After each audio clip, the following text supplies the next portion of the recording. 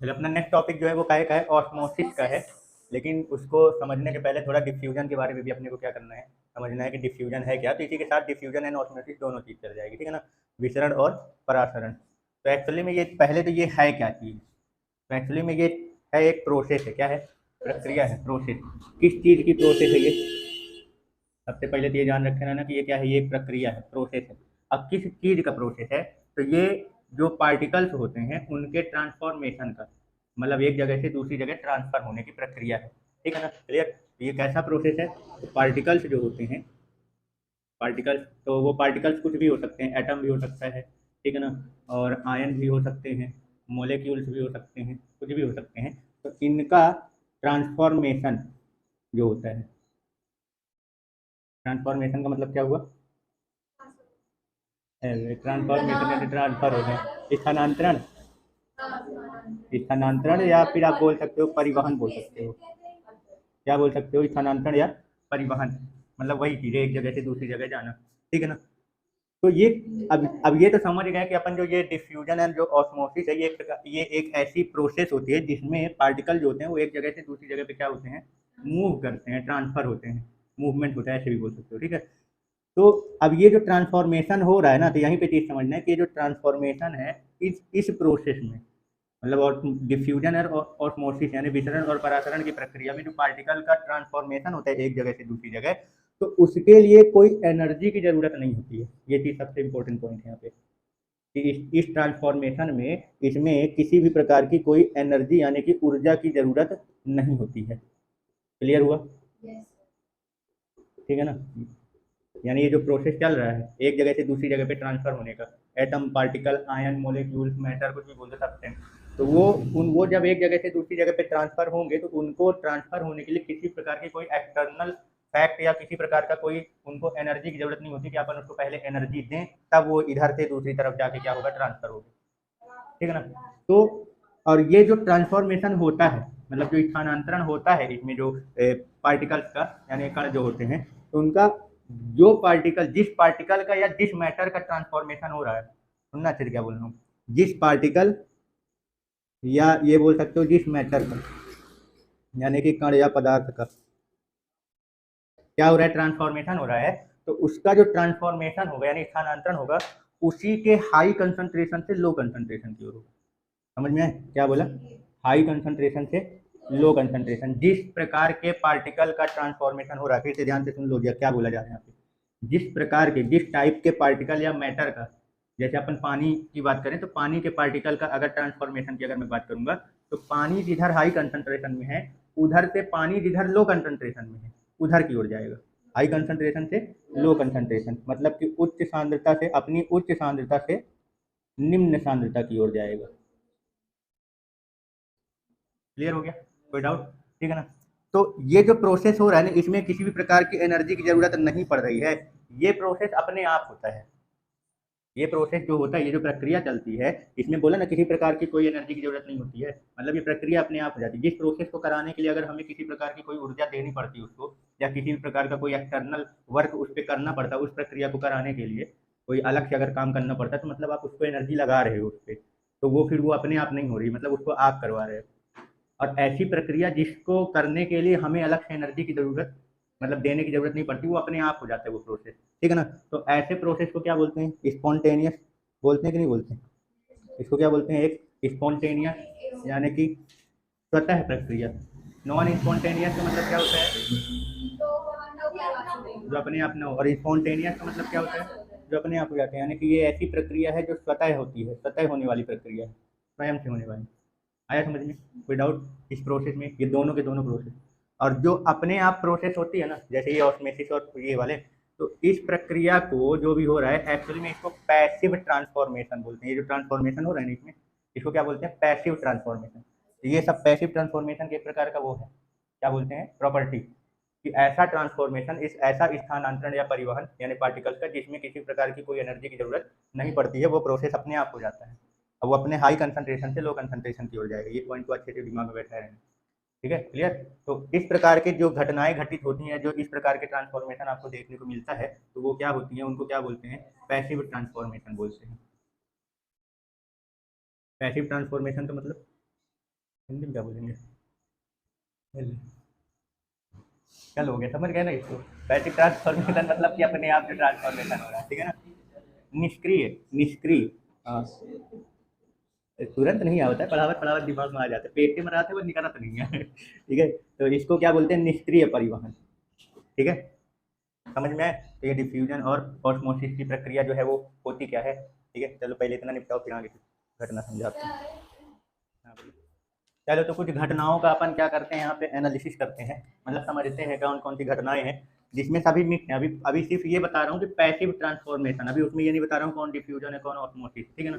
अभी सिर्फ अपन ये बात कर रहे हैं कि कहाँ कहाँ आपको ये घटनाएं देखने को मिलती हैं, ठीक है ना। तो जैसे मान लो कि अपन जो परफ्यूम वगैरह लगाते हैं, अभी जो लगाया हूँ, ठीक है ना, तो इसमें क्या होता है कि जैसे ये जैसे बॉटल है, अब इस बॉटल के अंदर मान लो क्या है कि जो परफ्यूम भरा हुआ है तो काफ़ी हाई कंसंट्रेशन के साथ भरा हुआ रहता है इसमें, मतलब यहाँ पे इसके परफ्यूम का कंसंट्रेशन क्या है, काफ़ी ज़्यादा है, ठीक है ना। अब फिर जैसे ही अपन क्या करते हैं, इसको ऐसे धाई के स्प्रे मारते हैं, छिड़कते हैं, स्प्रे करते हैं ना, हाँ। तो देखो इधर से क्या होता है कि जैसे इधर हाई कंसंट्रेशन है, अब बाहर साइड का एयर की अगर मैं बात करूँ तो उधर इसके पार्टिकल नहीं है, क्या बोला था मैंने, जो ट्रांसफॉर्मेशन होता है तो जिस भी एटम या पार्टिकल का ट्रांसफॉर्मेशन हो रहा है उसके हाई कंसंट्रेशन से उसी के लो कंसंट्रेशन की। तो अभी मैं इसके ट्रांसफॉर्मेशन की बात कर रहा हूँ यहाँ पे, ठीक है ना, यानी कि जो परफ्यूम डाला हुआ है उसके जो पार्टिकल है इसकी बात कर रहा हूँ। तो बाहर क्या इसके पार्टिकल हैं क्या? नहीं है ना। जैसे ही अपन क्या करेंगे, इसको क्या करेंगे, स्प्रे करते हैं, तो ये जो पार्टिकल्स बाहर निकलते हैं तो ये धीरे धीरे पूरे हार क्या हो जाते हैं, फैल जाते हैं। तो यहाँ से हाई कंसंट्रेशन से ये निकल के और अपने लो कंसंट्रेशन की ओर क्या है ये जा रहा है, ठीक है ना। तो इसके पार्टिकल जैसे ही यहाँ से निकलेंगे तो ये पूरे हार क्या हो जाएंगे, क्या होंगे, ऐसे इस तरीके से पूरे हार फैल जाएंगे, मतलब एयर में इनके पार्टिकल जो है हर जगह क्या हो जाएगा, फैल जाएगा। और ये प्रोसेस तुमको कब तक देखने को मिलेगा? हाँ, मतलब कि ये जैसे पार्टिकल, जैसे ये जैसे यहाँ से क्या हुआ, ये पार्टिकल यहाँ से बाहर निकला, ठीक है ना।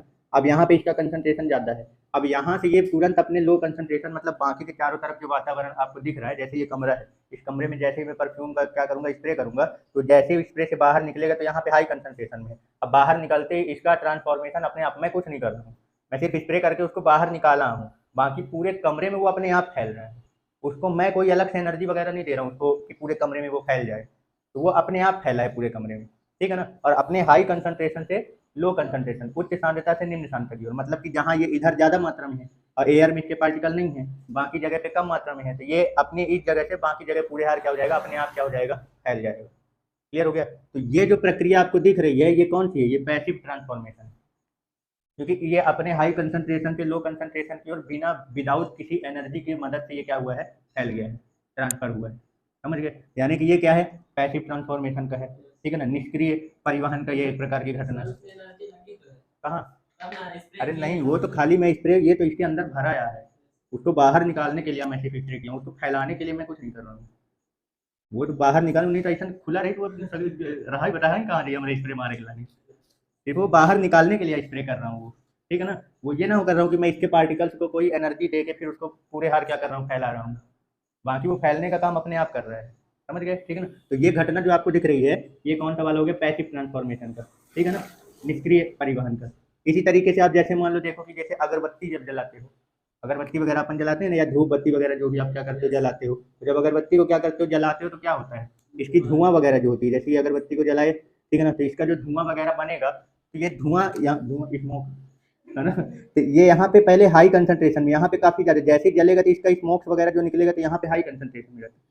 फिर यहाँ से जैसे ही धुआं बना तो वो बाकी की जगह पे उसका कंसंट्रेशन क्या है, लो है एटमॉस्फेयर में, तो फिर वो अपने आप क्या हो जाएगा, चारों तरफ क्या हो जाएगा, अपने आप फैलेगा, इसमें कुछ वो नहीं है। तो ये हर जगह फिर बराबर मात्रा में क्या हो जाता है, फैल जाता है, कब तक, जब तक हर जगह उसकी अमाउंट जो है वो बराबर ना हो जाए। समझ गए? हाँ, ये सब पूरा पैसिव घटना ही है, ठीक है ना। मतलब कि इसमें ये देखा जा रहा है कि जो ट्रांसफॉर्मेशन हो रहा है कब तक हो रहा है, तो वो जब तक अपने पूरा, जब दोनों साइड का कंसंट्रेशन बराबर नहीं हो जाता, जब पूरा कंसंट्रेशन, मतलब कि ये अपने हाई कंसंट्रेशन, जैसे इधर हाई कंसंट्रेशन था, ये तब तक फैलेगा जब तक पूरे कमरे में इसकी हर जगह मात्रा बराबर नहीं हो जाती, तब तक इसका पैसिव ट्रांसफॉर्मेशन होता रहेगा, मतलब हाई से लो। क्लियर हो गया? और जब हर जगह इसका कंसंट्रेशन बराबर हो जाएगा तो उसको ये बोल दिया जाता है कि वो अपने इक्विलिब्रियम स्टेट में आ गया, साम्यावस्था की स्थिति में। अब ऐसा तो है नहीं कि ट्रांसफॉर्मेशन हो नहीं रहा, इसमें ऐसा नहीं है कि ट्रांसफॉर्मेशन नहीं हो रहा, पार्टिकल है, गैस के पार्टिकल इधर उधर भागते ही रहते हैं, लेकिन यहाँ पे जो बोला जा रहा है कि हाई कंसंट्रेशन से लो कंसंट्रेशन, तो वो एक फिक्स डायरेक्शन है, अभी डायरेक्शन फिक्स है इसका, लेकिन जब हर जगह बराबर हो जाएगा तो फिर डायरेक्शन फिक्स नहीं रहेगा, फिर किधर भी इधर उधर भागते रहेंगे। समझ में आ रहा है क्या बोल रहा हूँ? अभी जैसे अगर मान लो कोई बोल दे कि आप बोल रहे हैं कि यहाँ पे ये पार्टिकल जो है वो हाई कंसंट्रेशन से लो कंसंट्रेशन की ओर मूव हो रहे हैं, चलो मान लेते हैं, कब तक, जब तक इक्विलिब्रियम स्टेट में ना आ जाए, ठीक है, हर जगह कंसंट्रेशन यानी सांद्रता बराबर हो गई, अपना इक्विलिब्रियम स्टेट, अभी भी तो मूव कर रहे हैं वो। तो यहाँ के मोशन में और इक्विलिब्रियम स्टेट पाने के बाद के मोशन में अंतर ये है कि यहाँ के मोशन में अभी एक डायरेक्शन फिक्स है कि ये हाई से लो की ओर जाएंगे, ठीक है ना, इनका डायरेक्शन फिक्स है। लेकिन जब इक्विलिब्रियम स्टेट में आ जाएंगे तो फिर उसके बाद उनका डायरेक्शन फिक्स नहीं रहता कि वो किधर साइड जाएंगे, अब वो चारों तरफ कैसे भी किधर भी साइड क्या कर सकते हैं, भाग सकते हैं। क्लियर हो गया? समझ में आया? गैस के पार्टिकल एक जगह रुकते थोड़ी हैं। इक्विलिब्रियम स्टेट खाली ये है कंसंट्रेशन बराबर हो जाए, हर जगह उनकी मात्रा क्या हो जाए, इक्वल हो जाए, वो इक्विलिब्रियम स्टेट है इनका। कोई डाउट? ठीक है ना, समझ गए? ऐसे ही यहाँ पे भी होगा। अभी काफी सारे एग्जांपल ऐसे भी देखोगे, जैसे पानी वानी होता है, ठीक है ना, अब जैसे अपने पास मान लो क्या है, पानी है, अब पानी में अपन ने क्या कर दिया, मान लो ये पानी है, इसमें अब पानी में मान लो तुमने क्या कर दिया, इंक डाल दिया, इंक के ड्रॉप मतलब क्या कर दो, इसमें इंक वगैरह क्या कर दो, डाल दो। और जैसे इसमें इंक डालोगे, एक ड्रॉप डालोगे, तो यहाँ से पहुँचते ही इंक पूरे हार अपने आप क्या होने लग जाएगा, ये फैलने लगेगा, पूरे पानी में क्या हो जाएगा, ये फैलेगा। कब तक फैलेगा? जब तक कि ये पूरे पानी में बराबर मात्रा में नहीं फैल जाता, मतलब कि पानी का कलर पूरा आपका ब्लू कलर का हो जाएगा, पूरा हर जगह बराबर दिखेगा तुमको। तो यहाँ पे भी वही घटना हो रही है, पैसिव ट्रांसफॉर्मेशन ही हो रहा है, निष्क्रिय, इसमें आपको कोई अलग से एनर्जी नहीं देनी पड़ रही इसको ट्रांसफर करने के लिए। तो यहाँ पे भी जैसे ही आपने डाला तो इंक का देखो ट्रांसफॉर्मेशन किसका हो रहा है, इंक का। यहाँ पे इंक के पार्टिकल को देखो, यहाँ पे अपने हाई कंसंट्रेशन में, यहाँ पे इंक, केवल इंक के पार्टिकल है। जैसे तुम पानी में डालोगे तो पानी के बाकी जगह पे इंक के पार्टिकल नहीं है, तो वो इंक अपने हाई कंसंट्रेशन से जहां जहां लो कंसंट्रेशन उसका है वो ट्रांसफर होता रहेगा। अब कब तक ट्रांसफॉर्मेशन होता रहेगा लो कंसंट्रेशन की ओर? जब तक कि वो हर जगह अपना कंसंट्रेशन बराबर नहीं कर देगा। और जैसे ही कंसंट्रेशन बराबर कर देगा तो उसका एक फिक्स डायरेक्शन की ओर मोशन क्या हो जाएगा, फिर रुक जाएगा। उसके बाद अब ये है, अब ये थोड़ी है कि इसके पार्टिकल इधर उधर कहीं मूव नहीं कर रहे हैं, कर रहे हैं, लेकिन अब उनका डायरेक्शन फिक्स नहीं है, अब वो चारों तरफ कहीं भी कर सकते हैं। लेकिन जब तक इधर हाई कंसंट्रेशन था और बाकी जगह लो कंसंट्रेशन था, तब तक इंक के पार्टिकल वो अपने हाई से पानी में लो की ओर ही जाएंगे। और जब हर जगह बराबर हो जाएगा तब फिर उसके पार्टिकल फिर हर जगह इधर उधर क्या कर सकते हैं, अपना घूम सकते हैं। आई बात समझ में? तो ये सारी घटनाएं हैं। और कोई घटनाएं ऐसी जनरल लाइफ का देखे हो, दैनिक जीवन की और कोई घटनाएं इस तरीके से? अभी इतना तो फील हो चुका होगा ना कि पैसिव, जो अपन पैसिव मोशन पढ़ रहे हैं या जो पैसिव ट्रांसफॉर्मेशन पढ़ रहे हो, ठीक है ना, यानी निष्क्रिय परिवहन, तो कुछ फील हुआ इसकी घटनाएं? और कोई घटनाएं दैनिक जीवन की देखे हो इस तरीके की घटनाएं? बताओ क्या करते हो? अरे तू तो अपने, ये संस्कारी चैनल है, यहाँ पे नहीं बता सकते ये सब। ये मैंने एग्जांपल दे दिया ना, तो इस तरह के अब जितने भी है सब इसमें ले लेना। अब वही है, अगर बत्ती जला दो, धूप बत्ती जला दो, सिगरेट जला दो, गांजा जला दो, सब यहाँ पे हो जाएगा। जो जलाने सब जला दो, इनमें यही चीज देखने को मिलेगी। और बताओ कोई घटनाएं? अच्छा ये बताओ, जो पेड़ वगैरह होते हैं, पेड़ वगैरह, और भी चलो दिखाते हैं घटनाएं वगैरह। पेड़ तो जैसे मान लीजिए पेड़ है, ठीक है ना, ये है। अब इसमें जो पानी वगैरह जो होता है, जड़ से जैसे पानी वगैरह जो रूट होता है उसमें जो जड़ होती है, तो जड़ से जो पानी वगैरह जाता है तो वो कैसे जाता है, क्या होता है इसमें? जैसे जड़ जड़ रूट जो होती है इसकी, रूट से जो पानी वगैरह जाते हैं, इसके मान लो लताएं वताएं बना दे, ये लो लताएं, ठीक है। अब इसमें से जैसे पानी वगैरह जैसे जाएगा, जैसे ये इसकी जड़ है, रूट है, ठीक है ना, अब इसमें से पानी वगैरह जैसे पूरे हाथ जो ट्रांसफर होता है, तो एक्चुअली इसमें कौन सी घटना, कैसी घटनाएं हो रही है? और वो हम ये नहीं पूछ रहे हैं किसकी मदद से हो रहा है, हम टिश्यू नहीं पूछ रहे हैं कि कौन सी टिश्यू है, कौन से किसकी मदद से हो रहा है। देखो जैसे पेड़ पौधे हैं, उनमें भी पानी की मात्रा तो होती है, बिना पानी के तो कौन जी नहीं सकता है, ठीक है ना। और अगर मिल जाए ऐसा कोई तो बता देना मेरे को भी, ठीक है। यहाँ क्या है, मान लीजिए पानी है, ठीक है ना, ये। अब देखो जैसे धूप वगैरह क्या होती है, लगती रहती है, तो धूप से क्या होता है कि इनका जो पानी वगैरह पार्टिकल वो वेपराइज होते रहते हैं, ठीक है ना, मतलब उनका डिहाइड्रेशन होता रहता है। तो जब वो वेपराइज होते रहेंगे तो इधर पानी का कंसंट्रेशन क्या हो जाएगा, सांद्रता क्या हो जाएगी, कम हो जाएगी। ये रूट जो है, रूट की मदद से ये पूरे हार क्या है, इसके पूरे तने वगैरह जो है, ब्रांचेस वगैरह, शाखाएं सब फैली हुई हैं, ठीक है। तो क्या होता है कि जैसे धूप वगैरह पड़ती रहती है तो पानी जैसे जैसे रात उठ के टाइम पे तो वेपराइजेशन होता नहीं है, तो रात उठ के टाइम पे इसका ज़्यादा मतलब कि पानी जो है वो ज़्यादा उसमें नहीं जाते हैं, ठीक है ना। ये प्रोसेस आपको दिन में ज़्यादा देखने को मिलेगा। तो होता क्या है कि दिन के टाइम पे क्या होता है, जैसे इसके पास जो पानी है, जैसे मान लो इनके पास जो भी पानी के पार्टिकल्स हैं इनके पास, तो ये क्या हो जाते हैं, वेपराइज होते हैं, ठीक है ना। तो अब यहाँ पे पानी की मात्रा क्या हो गई है, कम हो गई है, ऊपर क्या है, पानी की मात्रा कम हो गया, तो इधर कंसंट्रेशन इसका लो हो गया। अब इधर जड़ की साइड यहाँ पे अपन पानी देते रहते हैं, तो इधर पानी जो है वो हाई कंसंट्रेशन में है अपने। तो जैसे ही ऊपर का कंसंट्रेशन कम होता है तो ये हाई कंसंट्रेशन से अपने आप हाई कंसंट्रेशन से यानी अपनी उच्च सांद्रता से निम्न सांद्रता की ओर इसका फ्लो होना चालू हो जाता है। समझ गए? तो ये भी एक प्रकार का वही है, पैसिव ट्रांसफॉर्मेशन का। समझ में आया? क्लियर हुआ? ठीक है ना? तो पानी होने का जो ट्रांसफॉर्मेशन होता है पेड़ पौधे वगैरह जो होते हैं तो उसमें इसी तरीके से होता है। पानी की क्या हो जाती है, कमी हो जाती है इधर, जब इधर कंसंट्रेशन पानी का यानी जब क्या हो जाता है, कम हो जाता है, तो जड़ साइड से हाई कंसंट्रेशन से लो कंसंट्रेशन की ओर पानी क्या होने लगते हैं, ये फिर ऊपर चढ़ने लगते हैं। अब पूरे हार फिर क्या होते हैं, फैलते हैं। और जैसे मान लो कब तक फैलेंगे, जब तक कि इधर का और उधर का कंसंट्रेशन बराबर नहीं हो जाता। समझ गए? फिर जैसे मान लो फिर वेपराइज हुआ, पानी फिर चले गए, तो फिर इधर कंसंट्रेशन कम, तो फिर से अपने आप रूट से बाकी जगह पे क्या होने लग जाएंगे, पानी जाने लगेगा। तो ये भी, इसके लिए भी कोई अलग से एनर्जी अपन नहीं लगा रहे हैं इसमें, ये अपने आप हो रहा है। जैसे ये सिर्फ इसके लिए एक कंडीशन की जरूरत होती है, वो है क्या, कंसंट्रेशन में डिफरेंस बनाने का, सांद्रता में अंतर बने, एक तरफ लो हो और एक तरफ हाई कंसंट्रेशन, तो वो हाई कंसंट्रेशन से लो कंसंट्रेशन की ओर अपने आप क्या होने लग जाएगा, मूव होने लगेगा। ठीक है ना? चलो, और कोई घटनाएं दैनिक जीवन की बताओ, बोलो, और कोई घटनाएं बताओ जल्दी से अपने दैनिक जीवन की, शांति से आराम से बिना हल्ला किए जल्दी से बैठ जाओ।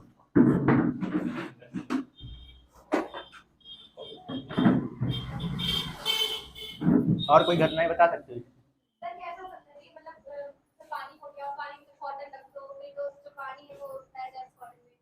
हाँ, वो भी है। अच्छा, इसी का एग्जांपल ले लेते हैं, चना फुलाते हो, चना है ना, चलो उसका देख लो भाई, ये है, ठीक है ना। अब पानी में क्या कर देते हैं अपन,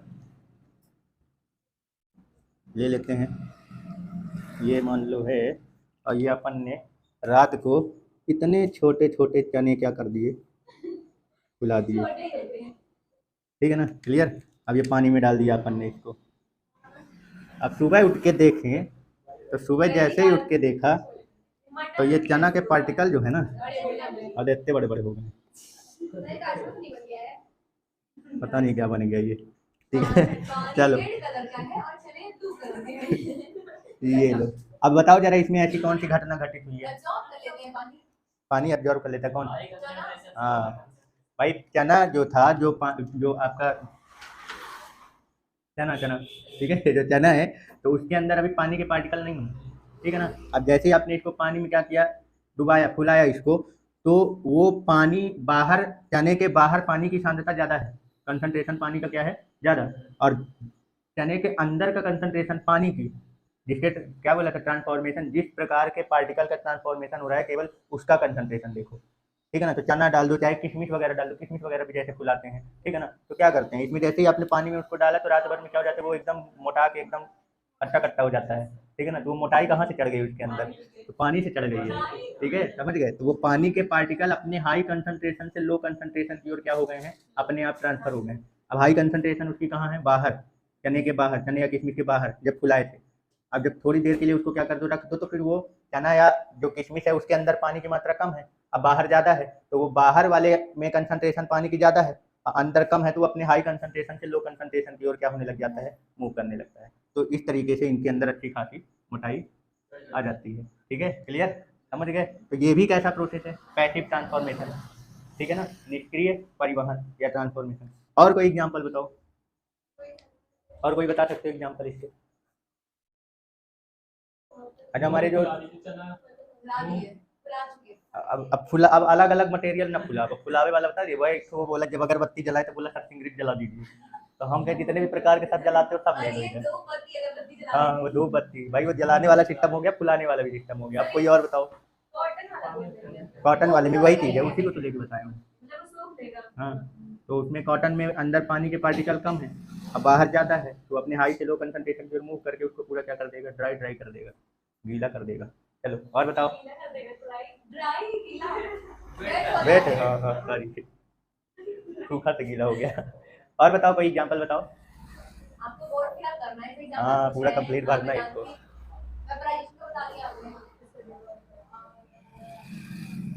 अच्छा, अपना जो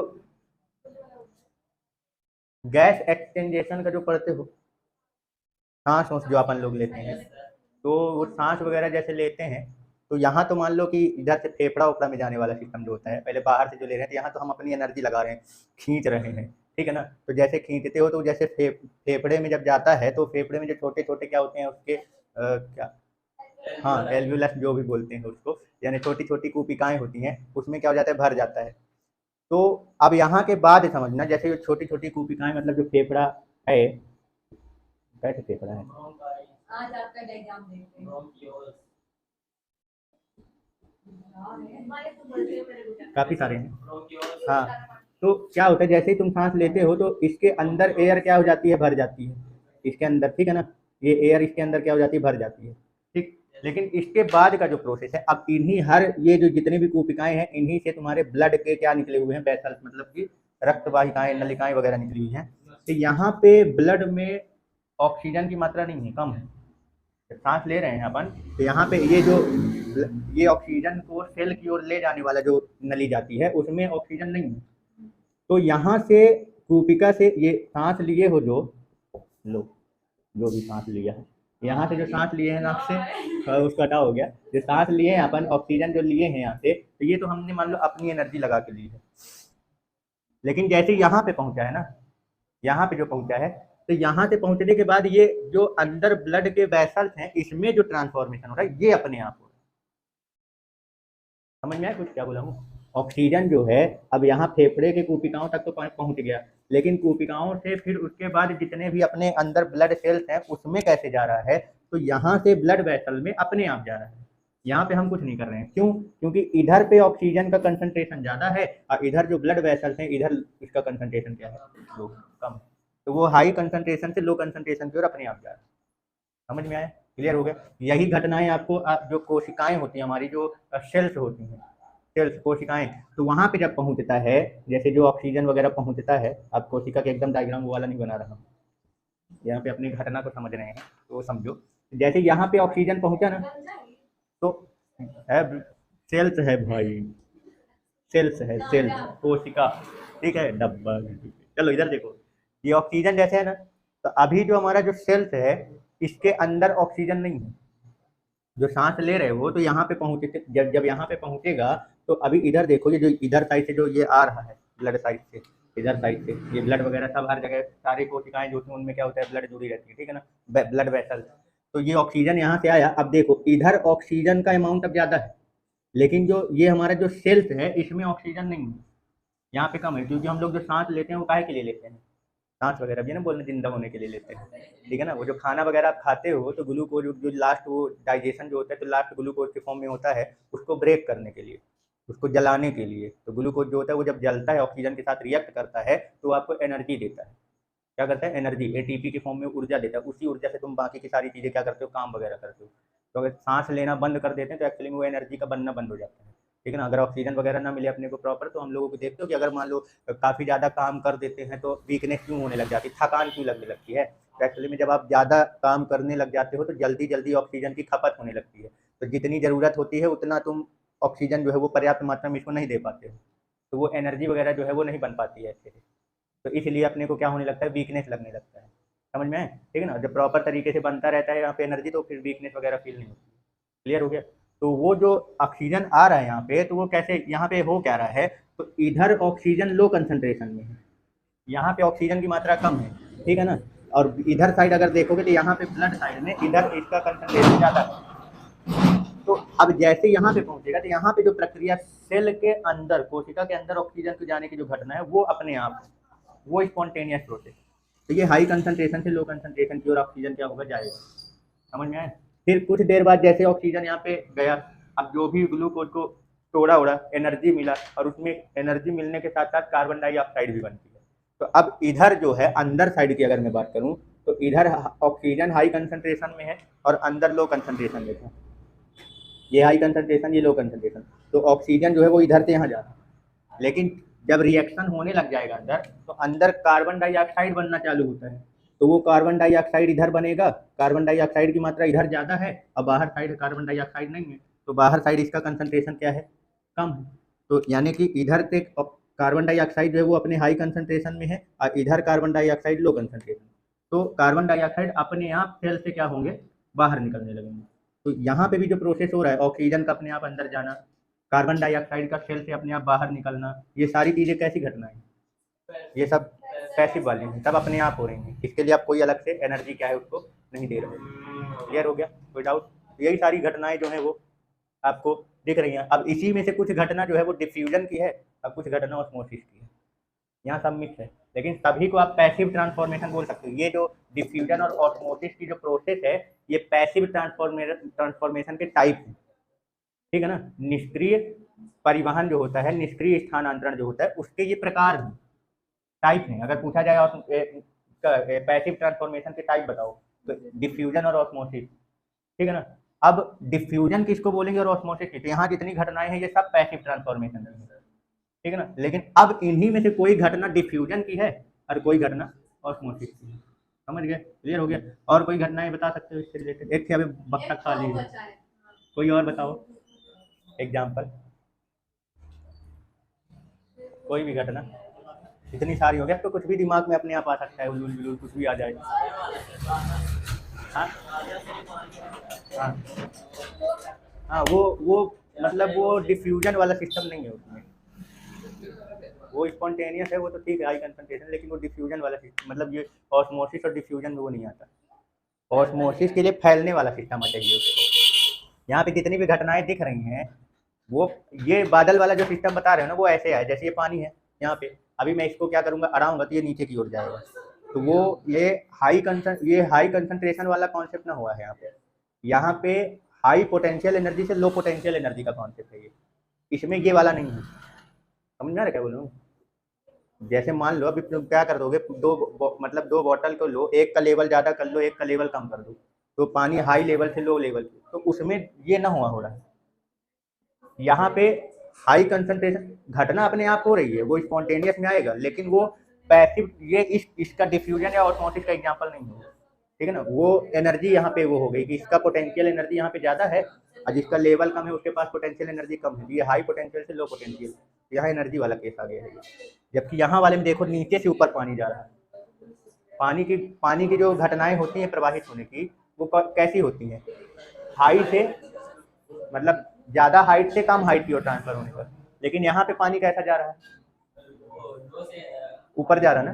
तो ये वाले प्रोसेस में डिफ्यूजन और ऑस्मोसिस की घटना इसमें शामिल हो जाएगी। अभी इसमें जब बोलोगे तो इसकी हाइट ज़्यादा रखोगे और इसका हाइट कम रखोगे। अब यहाँ से मैं पानी अड़ाऊंगा तो ये ऊपर से नीचे आएगा, और जबकि इस वाले प्रोसेस में पानी कहाँ जा रहा है, और जबकि ये अपने आप जा रहा है। अगर यही पानी मुझे नीचे से ऊपर भेजना हो, यही पानी मुझे क्या करना हो, नीचे से ऊपर भेजना हो, या जमीन से नीचे से पानी जब निकालते हो तो मोटर लगाते हो, तो उसमें अलग से एनर्जी लग रही है कि नहीं लग रही है ना। लेकिन यहाँ पे पानी अपने आप नीचे से ऊपर जा रहा है, यहाँ पे एनर्जी, ये वाला जो ट्रांसफॉर्मेशन है ये डिफ्यूजन और ऑस्मोसिस में ही स्थिति में आएगा। समझ गए, क्लियर हो गया। चलो और कोई एग्जांपल दो इसका भाई, पैसिव ट्रांसफॉर्मेशन। हाँ बोलो, कौन सा? वो वही है, कॉटन दे दो, थर्माकोल दे दो, सब वही चीज है। तैरता है तो वो तो उसके ऊपर, उसकी घनत्व के ऊपर हो जाता है पानी, उसका थर्माकोल का डेंसिटी कम होता है, पानी का ज़्यादा होता है, इसलिए ऊपर वो तैरता रहता है। वो तो फ्लोटिंग कॉन्सेप्ट में हो गया। और कोई घटना बताओ जल्दी से, तो बच्चे घटने नहीं देख रहा है, लगता दिमाग में नहीं आती है ये जितनी बताया ये सब हम लोग देख रहे हैं, पेड़ वाली नहीं देखते ना, क्योंकि अब वो देखो देख ही नहीं जा सकती। अच्छा चलो एक मान लो ये जो किशमिश फूल गई है, इधर देखो, ये किशमिश मान लो क्या है, फूल गई है, ये फुला दिया। अब क्या कर रहा हूँ मैं, एक दूसरा बॉटल, मतलब दूसरा बर्तन ले रहा हूँ, ये नमक वाला पानी में बना दिया इसको, काफ़ी ज़्यादा। समझ रहे हो क्या बोल रहा हूँ? इसको मैंने क्या कर दिया, नमक वाला पानी बना दिया, नमक वाला पानी, ठीक है ना। अब काफ़ी ज़्यादा नमक है इसमें, ठीक है, क्लियर। अब यही किशमिश निकाल के इसमें डाल दो, अब बताओ क्या घटना घटित होगी यहाँ पे, क्या हो जाएगा? अब वो तो ठीक है, तैर जाएगी, उसकी कोई दिक्कत नहीं। क्या हो जाएगा? इसमें से गल जाएगी। ये क्या होता है, गल जाएगा, इसका पानी वापस बाहर निकल जाएगा। ये पानी इसके अंदर गया है तो पानी वापस बाहर निकल जाएगा। क्यों? क्योंकि देखो नमक वाले पानी में, जब अपन इसको नमक वाले पानी में डालेंगे ना, तो नमक वाले पानी में पानी का कंसंट्रेशन कम हो गया और इसके अंदर पानी का कंसंट्रेशन ज़्यादा है। किशमिश के अंदर पानी का कंसंट्रेशन ज़्यादा है, वहाँ पे यहाँ से शुद्ध पानी इसके अंदर गया था। तो यहाँ पे जैसे ही अपन ये इस किशमिश को निकाल के वापस इसमें डालेंगे तो इसके अंदर शुद्ध पानी है। अब बाहर अगर मैं बात करूँ तो नमक वाला पानी है। तो नमक वाले पानी में मैंने बोला नमक मतलब पानी इधर जो है नमक वाला जो है वो नमक की मात्रा यहाँ पे ज़्यादा है, पानी की मात्रा कम है। तो जो किशमिश है उसमें से पानी का पार्टिकल जो है, किशमिश के अंदर जो पानी भरा हुआ है वो पानी का पार्टिकल जो है वो यहाँ से निकल के वापस बाहर आने लग जाएगा। क्यों? क्योंकि इस बार पानी का कंसंट्रेशन अंदर ज़्यादा है और बाहर कम है। और जो पैसिव ट्रांसफॉर्मेशन होता है वो क्या होता है, हाई कंसंट्रेशन से लो कंसंट्रेशन। तो ये थोड़ी देर बाद जो किशमिश है ना, जब उसको निकालोगे तो वो एकदम सिकुड़ा निकल के आएगा। यहाँ एकदम मोटाई चढ़ी हुई थी ना, और यहाँ एकदम दुबराई आ जाएगी, उसके अंदर पूरा झुरा जाएगा। समझ गए? क्लियर हो गया? कोई डाउट? ऐसे प्रैक्टिकल काफ़ी सारे दिखाते हैं। जैसे मान लो जो अंडा होता है ना, अंडा उसको पहले हाइड्रोक्लोरिक एसिड में डाल दो तो थोड़ी देर बाद उसके बाहर का जो खोल होता है कैल्शियम कार्बोनेट का बना होता है, उसका जो बाहर वाला व्हाइट वाला होता है वो कैल्शियम कार्बोनेट का बना होता है। तो वो हाइड्रोजन क्लोराइड में उसको अंदर डाल दो एसिड में, तो वो बाहर वाला खोल क्या है अपने आप क्या हो जाएगा, हट जाएगा। तो फिर उसके बाद जो अंडा बचेगा ना, तो उसका जो मेम्ब्रेन होता है वो अंदर वाला मेम्ब्रेन बचा रहेगा। अब उसको क्या करो, एक बार क्या करो प्योर पानी में डालो और एक बार ही नमक वाले पानी में डालो। दोनों वाली घटना में देखोगे तो जो पानी वाला प्योर पानी वाली घटना, प्योर पानी वाले में जो है तो उसमें वो मोटा जाएगा, अंडा जो है वो क्या हो जाएगा, मोटा जाएगा। और जो नमक वाला पानी है उसमें वो सिकुड़ जाएगा। इसका कारण क्या है, प्योर पानी वाले में बाहर पानी का कंसंट्रेशन ज़्यादा था और अंडा के अंदर का कंसंट्रेशन पानी का क्या है, कम। तो वो अपने हाई कंसंट्रेशन से लो कंसंट्रेशन यानी बाहर का जो उसका लेयर है उसके थ्रू वो क्या हो जाएगा, अंदर पानी जाएगा, तो अंडा क्या हो जाएगा, फूल जाएगा। और जो नमक वाला पानी है तो नमक वाले पानी में बाहर पानी क्या है, बाहर पानी क्या है, कम है। नमक वाले पानी में, नमक वाला पानी मतलब ज़्यादा मात्रा में नमक मिलाएगा, मतलब नमक ज़्यादा मात्रा में पानी कम है। और जो अंडा है तो उसके अंदर अब पानी क्या है, ज़्यादा है बाहर के कंपैरिजन में, तो उसका पानी जो होगा अंदर का वो क्या हो जाएगा, बाहर आ जाएगा। तो पानी अपने हाई कंसंट्रेशन से लो कंसंट्रेशन की ओर पहले भी जा रहा है शुद्ध पानी में भी और नमक वाले पानी में भी, बस डायरेक्शन चेंज है। डायरेक्शन किस वजह से चेंज हुआ, उसके कंसंट्रेशन यानी सांद्रता की वजह से। शुद्ध वाले में बाहर पानी का सांद्रता कंसंट्रेशन ज़्यादा था और अंडे के अंदर क्या था, कम था, तो वो अपने हाई से लो की ओर अंडा के अंदर चला गया, तो वो फूल गया। और नमक वाले पानी में बाहर पानी की मात्रा क्या है, कम है, और अंडे के अंदर बाहर के कंपैरिजन में क्या है, ज़्यादा। तो अब पानी अपने, और उसकी प्रॉपर्टी तो यही है कि हाई कंसंट्रेशन से लो कंसंट्रेशन, तो इस बार उसके पानी का कंसंट्रेशन सांद्रता अंडे के अंदर ज़्यादा है, अब बाहर कम है, तो पानी अंडे के अंदर से बाहर निकलेगा, तो अंडा क्या हो जाएगा, सिकुड़ जाएगा। समझ गए? हाँ, क्या नहीं होगा, चने चने में भी हो जाएगा, भाई तो बता ना, बाहर वाला कंसंट्रेशन नमक वाला पानी ज़्यादा बना दो, बस ये है कि बाहर का कंसंट्रेशन उसके अंदर के पानी के कंसंट्रेशन से क्या हो जाए, कम हो जाए। जो भी जैसे किशमिश वाला प्रोसेस किया ना, सेम टू सेम वही उसमें भी हो जाएगा। बस ये कि हाँ, तुम कोई भी घटना करो कंसंट्रेशन में डिफरेंस रखो, तब में ये घटना घटित हो जाएगी। क्लियर हो गया? ठीक है ना? अभी क्या ऐसी कोई घटना देखे हो कहीं पे भी एक्सपेरिमेंट या प्रैक्टिकल वगैरह, या कभी कहीं वीडियो वीडियो कि जो ब्लड होता है वो पानी में अगर उसको डाल देते तो ब्लड फट जाता है। ब्लड जो होता है, ब्लड के जो आरबीसी होते हैं, आरबीसी रेड ब्लड कार्पल्स जो होते हैं, है ना, लाल रक्त कणिकाएं जो होती हैं, उसके पार्टिकल्स को अगर वो पानी में जाएगा ना तो वो क्या हो जाता है, फट जाता है, ब्लास्ट हो जाता है। हाँ, उसका कारण क्या है, क्या कारण है जो ब्लास्ट, लो से हाई नहीं होता है भाई, हाई से लो ही होता है, ये चीज तो दिमाग में बैठा। तो क्या हाई से लो, क्या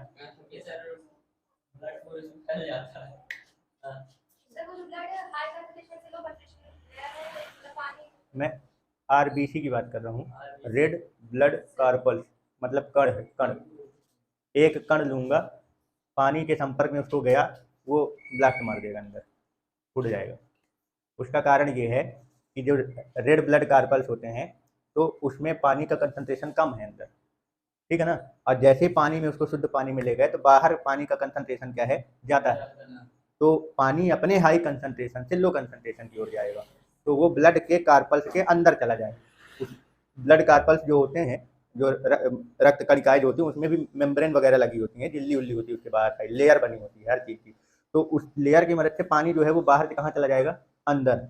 तो वो अंदर जब जाएगा ज़्यादा मात्रा में चला जाता है क्योंकि अंदर पानी की मात्रा काफ़ी कम है, तो वो बाहर से प्योर से वो अपने लो कंसंट्रेशन की ओर जाएगा, थोड़ी देर बाद वो क्या हो जाएगा, ब्लड ब्लड कर जाएगा। तो वो घटना भी यही वाली है, पैसिव वाले का ही है। ठीक है, समझ गए? तो ये समझ में आया घटनाएं पैसिव ट्रांसफॉर्मेशन का। ठीक है ना। अब इन्हीं में से कोई डिफ्यूजन का है, कोई ऑस्मोसिस की घटना है, मतलब कुछ कोई ऐसी घटना है जिसमें परासरण की घटना हो रही और कुछ ऐसी घटनाएं हैं जिसमें विसरण की घटना हो रही है। ठीक है, क्लियर। तो पहले चलिए, अच्छा ये बताइए जितनी घटनाएं अभी पूरे ये सब जो पढ़े, ठीक है ना, ये बताओ इस वाले प्रोसेस में क्या एटमॉस्फेयर में, मतलब कि इसको परफ्यूम को यहाँ से एटमॉस्फेयर में फैलने के लिए बीच में कोई लेयर है क्या इस घटना में? अरे ये वाली घटना, यहाँ इस वाली घटना को देखो और इस वाली घटना को देखो। यहाँ पानी जो है वो किशमिश के अंदर जा रहा है और यहाँ जो परफ्यूम है वो एयर में फैल रहा है। तो इस वाले प्रोसेस और इस वाले प्रोसेस में, किस वाले प्रोसेस में को होने में बीच में कोई लेयर काम कर रहा है? इस वाले में ना, इसमें किशमिश का बाहर वाला लेयर जो है वो है और फिर उस लेयर से पानी का पार्टिकल जो है वो किशमिश के अंदर जा रहा है। समझ में आ रहा है? इसमें कोई लेयर नहीं है भाई, ये फ्री है। बस ये बाहर निकाले और बाहर निकलते ही पूरे एयर में क्या हो गया, फैल गया। मतलब यहाँ कोई लेयर काम नहीं कर रहा है। यहाँ पे लेयर नहीं है इंक की। यहाँ पे लेयर अगर होता तो वो इंक तुम जो है तो वो अलग से ही रहता। फिर वो जैसे फिर वो तुम जो इंक को करोगे तो पूरे हर फैल जाएगा वो इंक, मतलब उसमें लेयर नहीं बन रही है। समझ गए? ठीक है, तो ना तो यहाँ लेयर है इस प्रोसेस में कोई भी, मतलब इंक और पानी के बीच में कोई लेयर काम नहीं कर रहा है। यहाँ पे यहाँ जो गैस बनी हुई है इसकी अब एटमॉस्फेयर में, उसके बीच में कोई लेयर नहीं काम कर रहा है, यहाँ पे भी नहीं कर रहा है। और ये तीनों प्रोसेस डिफ्यूजन के जिसमें लेयर नहीं है। क्लियर हो गया? ठीक है। और ये जितनी भी घटनाएं अभी इधर जितनी भी बताएं, इन सभी प्रोसेस में बीच में एक लेयर काम कर रहा है। किशमिश की बात करें तो किशमिश का ऊपर वाला लेयर, पानी उसी लेयर से किशमिश के अंदर ट्रांसफर हो रहा है। यहाँ पे भी वही है, पानी किशमिश से बाहर निकल के जा रहा है तो उसमें भी पहले बीच में उसका लेयर है किशमिश का, उससे बाहर निकला है। ठीक है ना। इस वाले प्रोसेस में देखो ब्लड सेल्स, ये सेल्स की अगर बात करूँ, कोशिकाओं का, जिसमें इसमें ऑक्सीजन वगैरह या कार्बन डाइऑक्साइड का ट्रांसफॉर्मेशन हो रहा है, तो इसमें भी सेल जो हमारे होते हैं कोशिकाएं, उसमें भी ऊपर क्या होती हैं, लेयर होती हैं, पतली पतली लेयर होती हैं, मेम्ब्रेन होती है। ठीक है ना, वो लेयर मेम्ब्रेन जो होती है वो होती है। तो यहाँ पे भी मेम्ब्रेन काम कर रहा है। तो ये जितने वाले में भी मेम्ब्रेन काम कर रहा है, इस वाले में भी, इसमें भी है। इसमें जो जड़ वगैरह होती है और जो पूरा रूट जाता है, जो तनाएं वगैरह होती हैं, तो उन सब में बाहर क्या होती है, लेयर लगी होती है।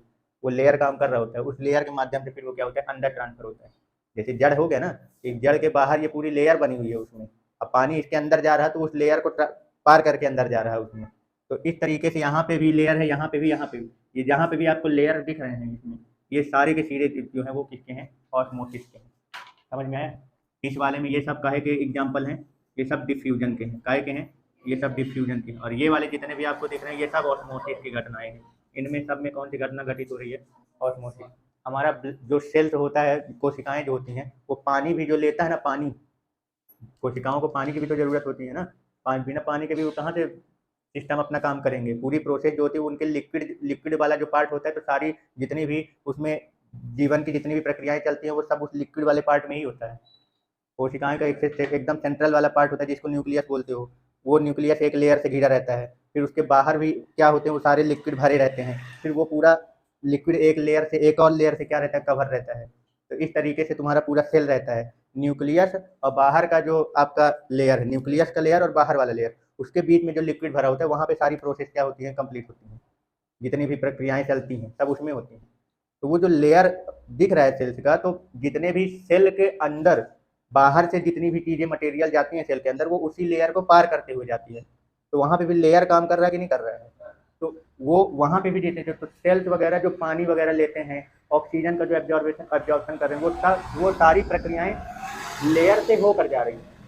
जितनी भी प्रक्रिया हो चल रही है वो सब लेयर उसमें बीच में आ रहा है, तो वो लेयर से होकर जा रही है घटनाएं। तो वो घटना जो है आपकी, वो भी काहे की है, वो सब ऑस्मोसिस की है। तो कुछ डिफरेंस क्लियर हुआ?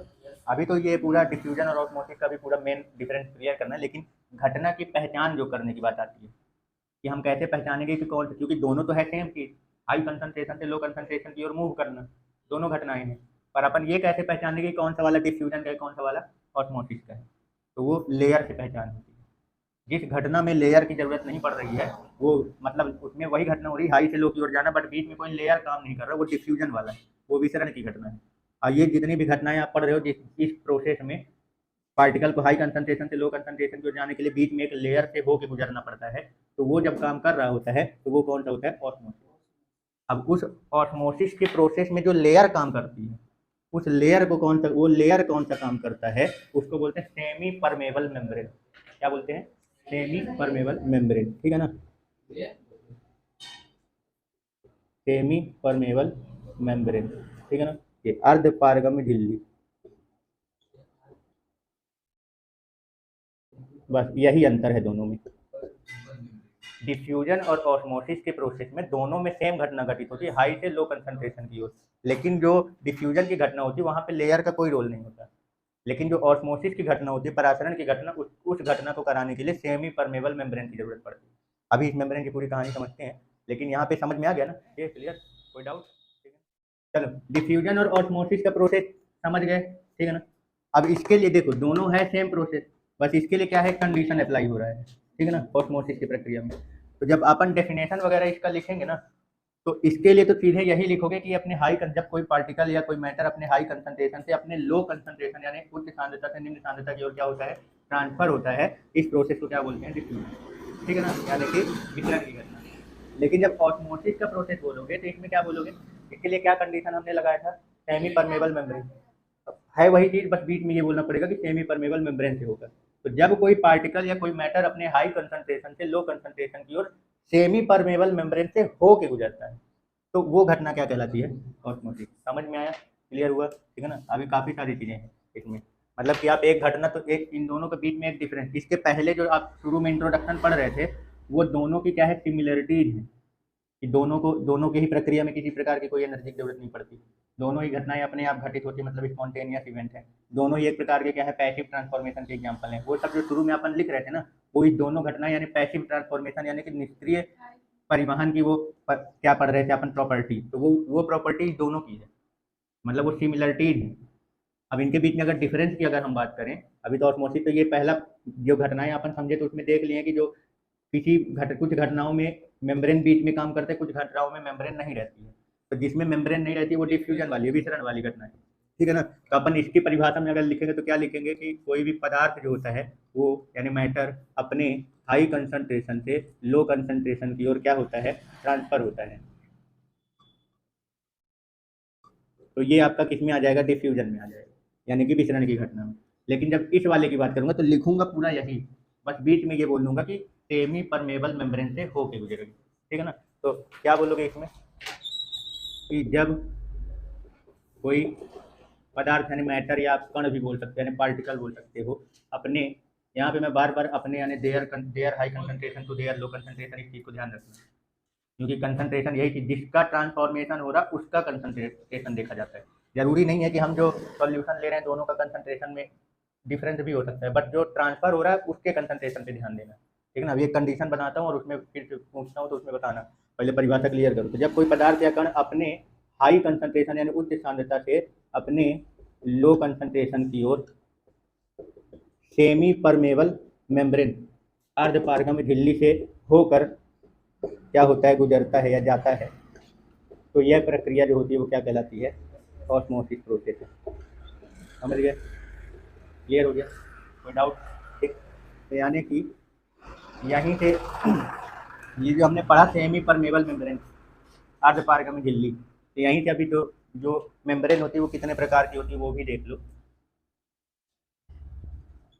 यानी कि जो झिल्ली होती है वो कौन कौन सी होती हैं, तो एक है परमेबल, क्या बोलते हैं, परमेबल,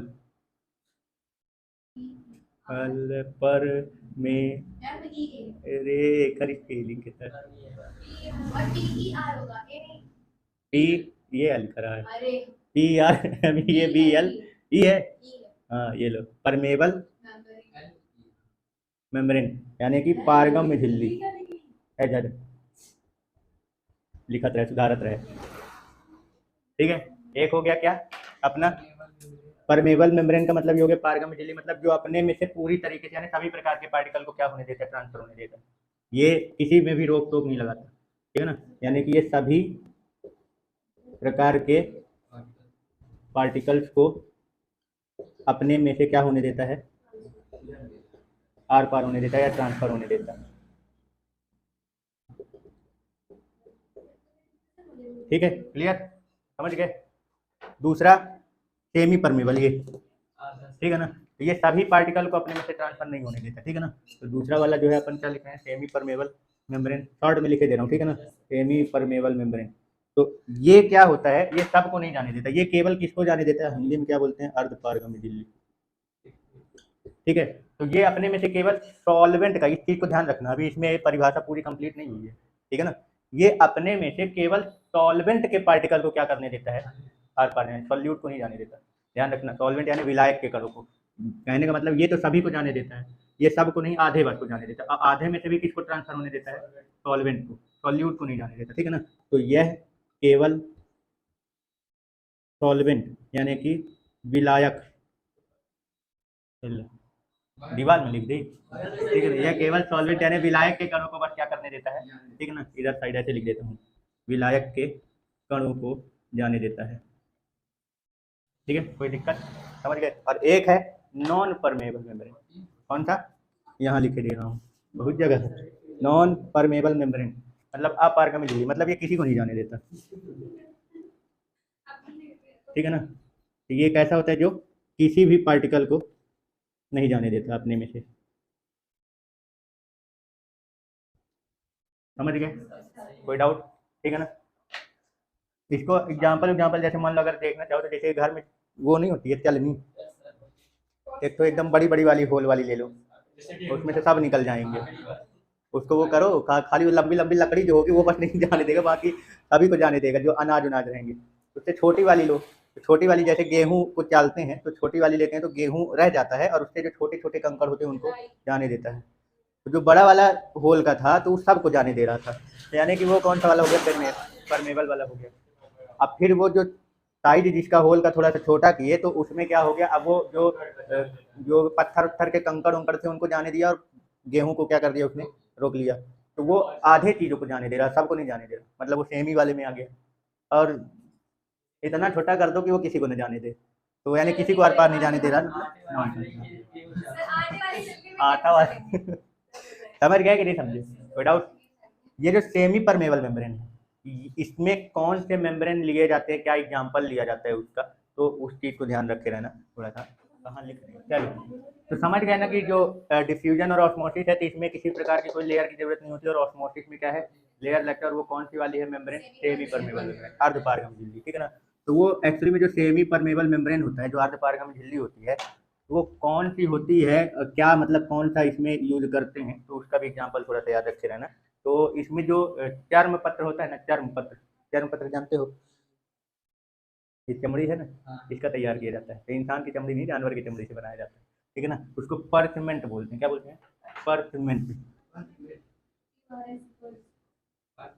परचमेंट, चर्म पत्र, मतलब कि ये क्या किया जाता है, उसमें से एक चमड़ी होती है, जो जानवरों की चमड़ी होती है, उससे क्या किया जाता है, तैयार किया जाता है।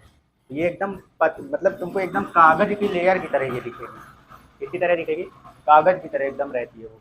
तो उसको जब तैयार करते हैं तो क्या होता है, जो जैसे जो जानवर डेथ हो जाते हैं, ऐसा नहीं कि जिंदा वाले का निपटा के करते हैं, जो डेथ हो जाती है उनकी जो स्किन वगैरह होती है, खाल जो होती है, उसको निकाल कर उसमें से जितना भी होता है वो पूरा अच्छे से क्लियर करके साफ करके, और जो अंदर वाला जो एकदम लेयर रहता है एकदम पतला सा रहता है, तो उसको क्या कर देते हैं, अच्छे तरीके से साफ करके, और फिर उसके मतलब कि जैसे जैसे मान लो इधर पिड़न पिड़न चिगाड़ के, अब फिर उसको अच्छा मतलब टाइट करके फैला के उसको क्या कर देते हैं, फिर उसमें धूप लगा के उसको सुखवाते हैं।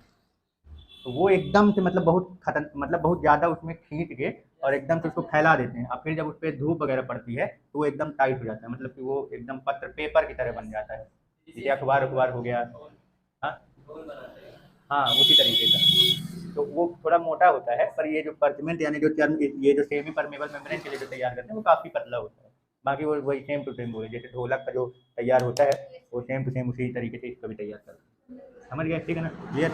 तो और कौन कौन से जैसे सेमी परमेबल मेम्ब्रेन के लिए जैसे जो और कैसे, मतलब इसका एग्जांपल आप देख सकते हो, तो जो अभी घटनाएं अपन पढ़ रहे थे, कौन सा, जैसे अंडे वाले का डिजीज, तो जो अंडे का लेयर होता है, बाहर वाला नहीं, अंदर वाले का, बाहर वाले तो कैल्शियम कार्बोनेट वो एकदम सॉलिड होता है, उसके अंदर फिर जो एक एकदम पतली सी पन्नी की तरह लेयर दिखती है वो, तो वो भी सेमी परमेबल मेम्ब्रेन का ही एग्जाम्पल है। हाँ, तो वो सेमी परमेबल मेम्ब्रेन का ही एग्जाम्पल है, अर्धपारगम्य झिल्ली का, ठीक है ना। जैसे जो सब्जी वगैरह वेजिटेबल्स वगैरह जो होते हैं तो उनमें भी ये लेयर क्या होती है, पाई जाती हैं, क्योंकि वो भी अपने उसी लेयर से तो पानी वगैरह या जो एयर वगैरह होते हैं तो उनको क्या करते हैं, आदान प्रदान मतलब अंदर बाहर जाने देते हैं, वो सारी चीज़ें।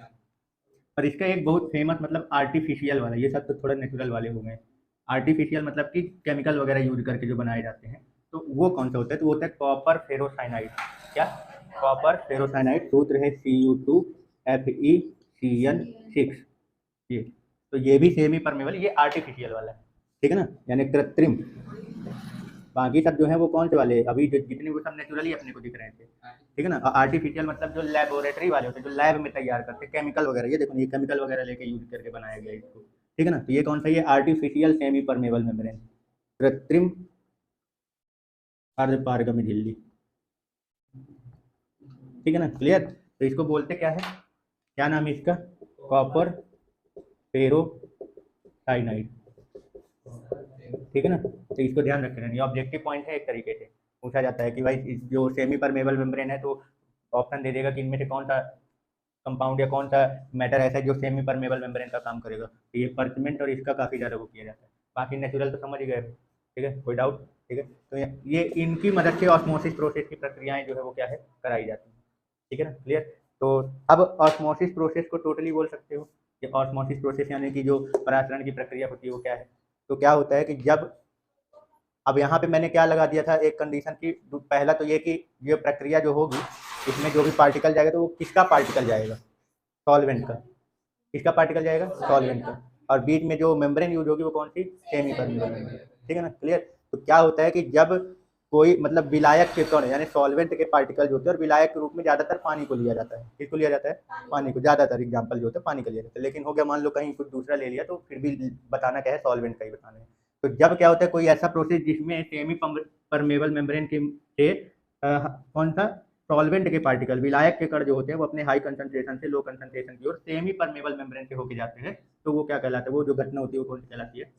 ऑस्मोसिस, ठीक है ना, क्लियर। लेकिन किताब वगैरह में जो डेफिनेशन मिलेगा ना, उसमें बोलेगा लो कंसंट्रेशन से हाई कंसंट्रेशन।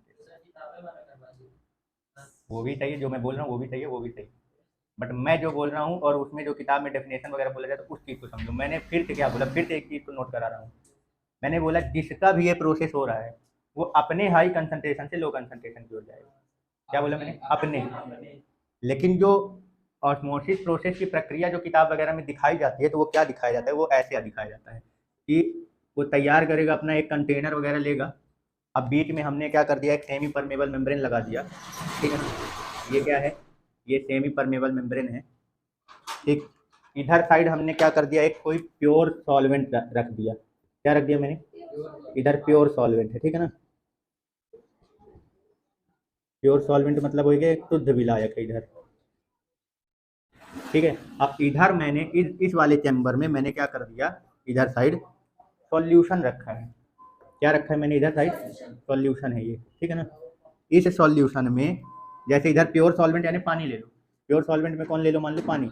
अब इधर वाला मैंने जो सॉल्यूशन तैयार किया, ये प्योर सॉल्वेंट नहीं है, इधर सॉल्यूशन है, जैसे नमक पानी ले लो, ठीक है ना। तो ये हमने सॉल्यूशन तैयार किया है, ये सॉल्यूशन है इधर, यानी विलयन है। ये क्या है? विलयन। तो अब जरा बताओ थोड़ा सा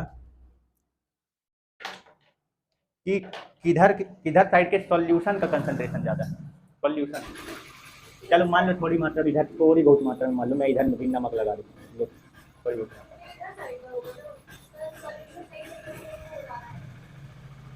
सॉल्यूशन का कंसंट्रेशन। इधर नमक कहाँ है, पानी कहाँ है इधर? ये लो, हाँ ये लो, चलो, मतलब नमक पानी का मैंने इसमें मिक्सचर तैयार किया। ये रेड वाला जो है पानी है, और ये जो ब्लू वाला है वो नमक है, ठीक है, क्लियर। तो अब बताओ किधर साइड के सॉल्यूशन का कंसंट्रेशन ज़्यादा है? सॉल्यूशन विलियन का, किधर साइड के विलियन की सांद्रता ज़्यादा है? विलियन दोनों साइड है, ये भी विलियन है, ये भी विलियन है, बट मैंने इसमें प्योर जो सॉल्वेंट मान लो, मैंने सब समझने के लिए थोड़ा सा इसमें मैंने ये बोल दिया थोड़ी सी मात्रा में मान लो नमक लगा हुआ है, मिला हुआ है थोड़ी सी, लगभग ना के बराबर, ठीक है ना। तो सॉल्यूशन को समझने के लिए इसलिए मैंने यहाँ बोले, मान लो बाकी प्योर सॉल्वेंट आप समझे रहो, जब मैंने ना के बराबर अगर मिला के रखा है तो मतलब कि वो प्योर है एक टाइप का, है ना। तब ये बताओ दोनों साइड के सॉल्यूशन में किधर साइड का सॉल्यूशन हाई कंसंट्रेशन में है? इधर वाला। इधर वाला सॉल्यूशन, बीच में कौन सा मेम्ब्रेन लगा, अपने में से ये किसको जाने देगा? किसको? सॉल्वेंट कौन है इधर? पानी। पानी क्या है, वो सॉल्वेंट है इधर। अब जरा ये बताओ कि पानी इधर, इसमें किधर से किधर साइड पर, जैसे मान लीजिए सॉल्यूशन इधर पानी और नमक दोनों है, इधर साइड पानी है। अब जरा बताओ कि इसमें से पानी जो है वो किधर से किधर साइड जाएगा? इधर से इधर, किधर से इधर? इधर से इधर आएगा। हाँ, इसका वाटर इसमें जाएगा। हाँ, और कौन कौन शामिल है इसके वाटर इसमें आने में? इधर से इधर वाले में कौन कौन शामिल है? 1 2 3, मतलब लगभग सभी शामिल हो रहे हैं, एक सवाल पे छोड़े। आप बताओ, पानी जो किसी भी पार्टिकल, कोई किसी का भी अगर पार्टिकल कहीं भी ट्रांसफर होता है तो मैंने क्या बोला, वो अपने हाई कंसंट्रेशन से लो कंसंट्रेशन की ओर जाता है। दोनों साइड में पानी का कंसंट्रेशन किधर ज़्यादा है? पानी का। हाँ, सिर्फ पानी का। तो पानी इधर से उधर जाएगा, इसीलिए तो जा रहा है उधर साइड, इसीलिए पानी का कंसंट्रेशन उधर। सॉल्यूशन का कंसंट्रेशन नहीं बोला हूँ मैं, पानी का भी मैंने क्या बोला, पानी के पार्टिकल ट्रांसफर हो रहे, वो केवल किसको जाने देगा? सेमी परमेबल किसको जाने देता है? केवल सॉल्वेंट को। यहाँ पे सॉल्वेंट कौन है? पानी है। अब पानी में क्या किए हैं? नमक घोले हैं। तो इधर साइड पानी में नमक घोला हूँ तो इधर नमक भी आ गया, इधर साइड वाले में बहुत कम मात्रा में नमक घुला हुआ है, यह लगभग ना के बराबर नहीं। तो सॉल्वेंट का काम कौन कर रहा है? पानी। पानी में ना घोल रहा हूँ मैं, किसमें घोल रहा हूँ? पानी में घोल रहा हूँ। तो अब दोनों चैम्बर में अगर देखा जाए तो पानी का कंसंट्रेशन किधर ज्यादा किधर कम है? तो इधर पानी पानी है, इधर पानी पानी, इधर पानी का कंसंट्रेशन ज्यादा है और उधर पानी का कंसंट्रेशन कम है। तो पानी अपने हाई कंसंट्रेशन से लो कंसंट्रेशन की ओर जाएगा, तो इधर से इधर जाएगा। ठीक है ना? समझना क्या बोला हूँ? जो अभी तक ये जो पढ़ते आ रहे हो है वही सारी चीजें, कुछ अलग नहीं है। बस जब परिभाषा ये बोला जाता है तो इसमें ये बोल दिया जाता है कि जो सॉल्वेंट के पार्टिकल हैं वो लो कंसंट्रेशन से हाई कंसंट्रेशन सॉल्यूशन की ओर जाता है, वहाँ पे सॉल्यूशन वर्ड यूज होता है। क्या यूज होता है? सॉल्यूशन। समझ गए? तो यहाँ पे बताओ कौन सा सॉल्यूशन हाई कंसंट्रेशन में है? सॉल्यूशन की बात कर रहा हूँ, कौन सा सॉल्यूशन हाई कंसंट्रेशन में? इधर वाला ना, जिधर नमक की मात्रा ज्यादा है। सॉल्यूशन विलयन की सांद्रता कैसे बताई जाती है? उसमें घुले हुए विलेय की मात्रा से बताई जाती है। तो दोनों साइड में विलेय किधर साइड ज्यादा है? सॉल्यूट की मात्रा किधर है? इधर साइड नमक की मात्रा ज्यादा है। तो ये हाई कंसंट्रेशन में है और ये लो कंसंट्रेशन। सॉल्यूशन क्या बोला? सॉल्यूशन विलयन, यानी कि जो विलायक के कण हैं वो लो कंसंट्रेटेड सॉल्यूशन से हाई कंसंट्रेटेड सॉल्यूशन की ओर जाते हैं। किसके थ्रू?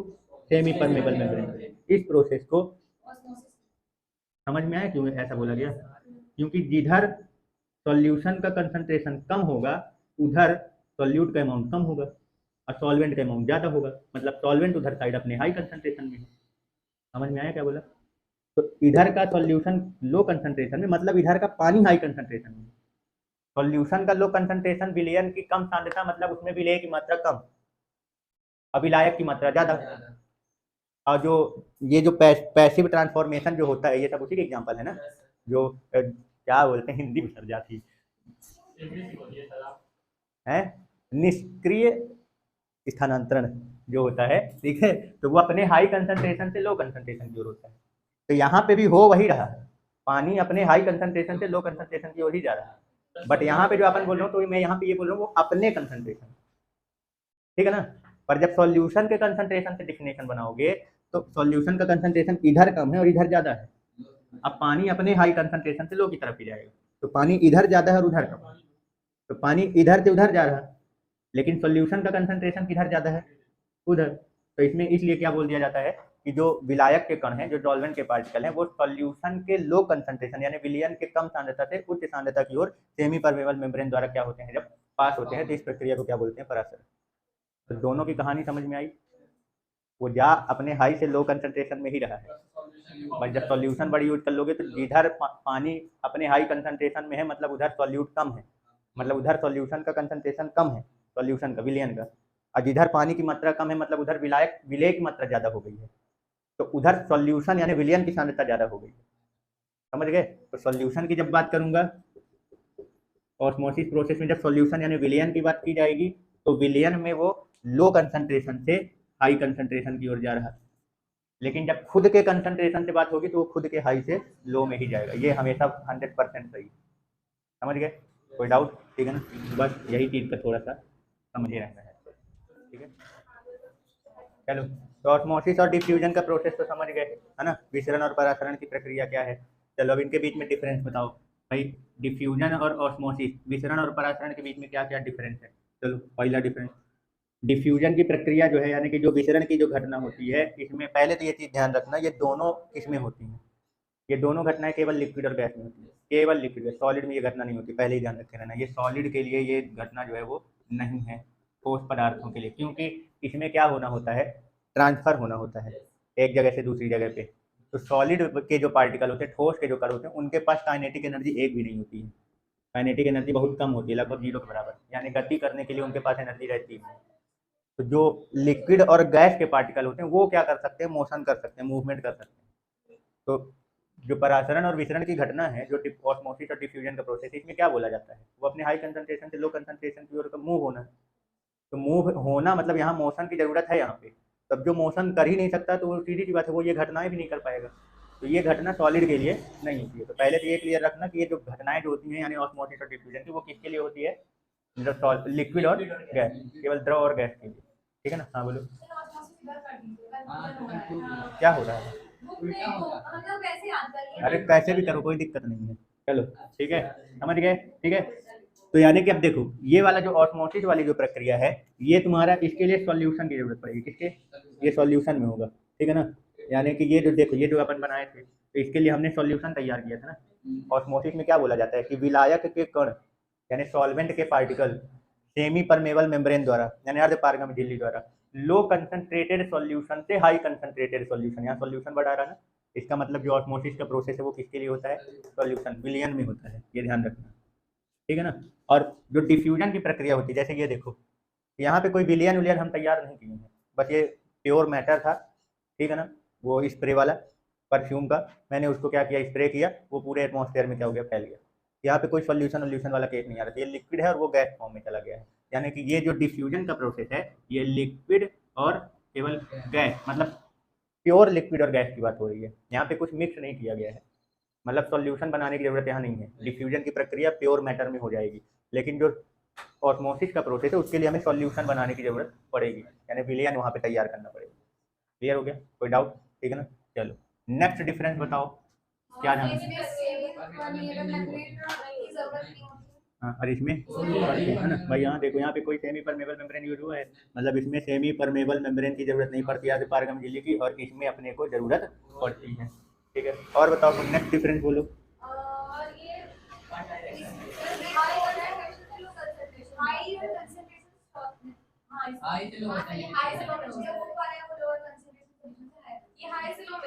ये हाई से लो में होता है, ये लो से हाई में होता है। यहाँ पे भी हाई से लो होता है, दोनों में हाई से लो होता है। यहाँ पे केवल लिक्विड और गैस की बात हो रही है ना, जो लिक्विड यानी कोई एक लिक्विड या किसी एक गैस से रिलेटेड बात हो रही है। जैसे अपन अगरबत्ती वगैरह जलाते हैं, वो जब जलाते हैं तो उसका जो स्मोक बनता है, तो केवल उसकी बात हो रही है। तो जहाँ स्मोक बना वहाँ वो हाई कंसंट्रेशन में, फिर जिधर जा रहा है उधर स्मोक है ही नहीं, तो उधर लो कंसंट्रेशन। यानी इसमें क्या बोला जाता है कि खुद अपने हाई कंसंट्रेशन से लो कंसंट्रेशन, वहाँ पे भी है सॉल्वेंट, वहाँ पे विलायक अपने हाई कंसंट्रेशन से लो कंसंट्रेशन की ओर जा रहा है, लेकिन यहाँ हमने बोला सॉल्यूशन बनाना पड़ता है। तो अगर जब सॉल्यूशन के टर्म में बोलूंगा तो लो कंसंट्रेटेड सॉल्यूशन से हाई कंसंट्रेटेड सॉल्यूशन। बाकी अगर खुद के कंसंट्रेशन की बात करोगे तो अपने हाई से लो की तरफ ही जाता है ये। ठीक है, क्लियर? कोई डाउट? चलो नेक्स्ट डिफरेंस बताओ, और कोई डिफरेंस? फिर से बोलो, फिर से बोलो। रियली मूव करते हैं, ओमा मतलब यहाँ दोनों कर सकते हैं, ये बोल रहे हो? इसमें केवल पक्का सेमी परमेबल मेम्ब्रेन की वजह से। ठीक है ना? तो इसमें जो है, इसमें मतलब सॉल्यूट और सॉल्वेंट दोनों बोल सकते हो। सॉल्वेंट, विलेय और विलायक दोनों का मूवमेंट हो सकता है। इसमें केवल किसका होता है, सॉल्वेंट यानी केवल विलायक का।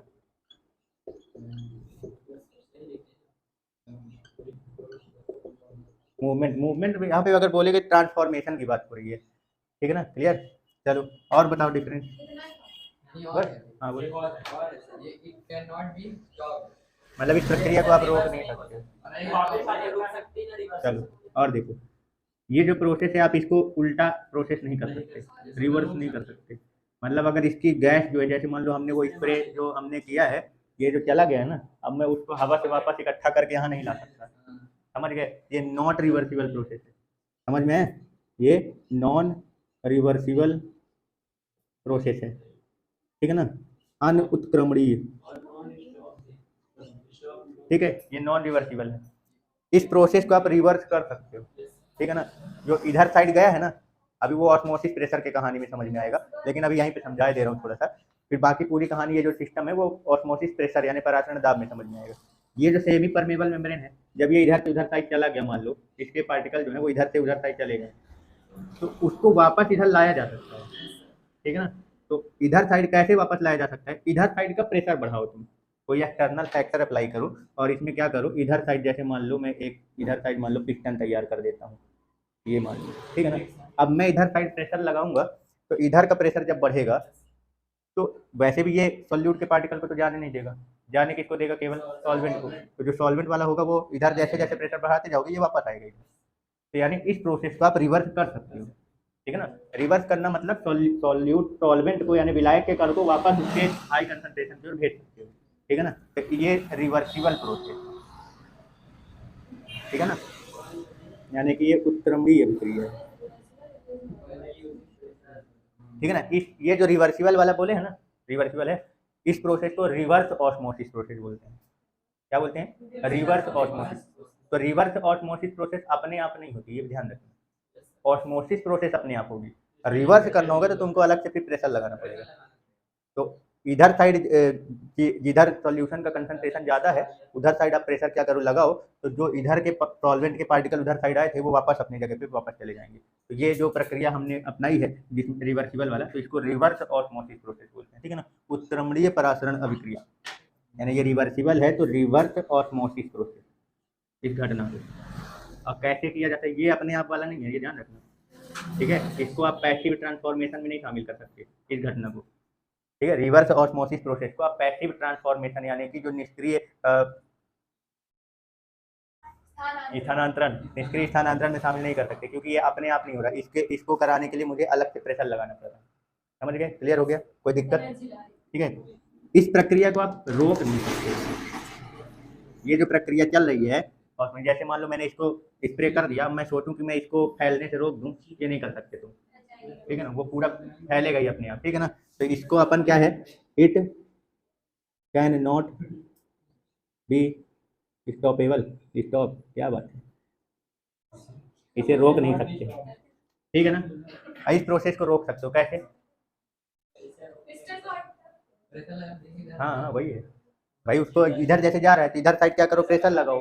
तो जैसे प्रेशर इधर साइड से और उधर साइड से प्रेशर बढ़ाऊंगा, इधर साइड से जो आ रहा है तो जैसे प्रेशर बढ़ाते जाओ धीरे धीरे वो क्या हो जाएगा, रुक जाएगा। और जहाँ पे रुक जाएगा जब उससे ज़्यादा प्रेशर लगा दोगे तो रिवर्स चलने लगेगा, उल्टा, समझे। तो मतलब इसको अपन क्या कर सकते हैं, रोक सकते हैं इस प्रक्रिया को।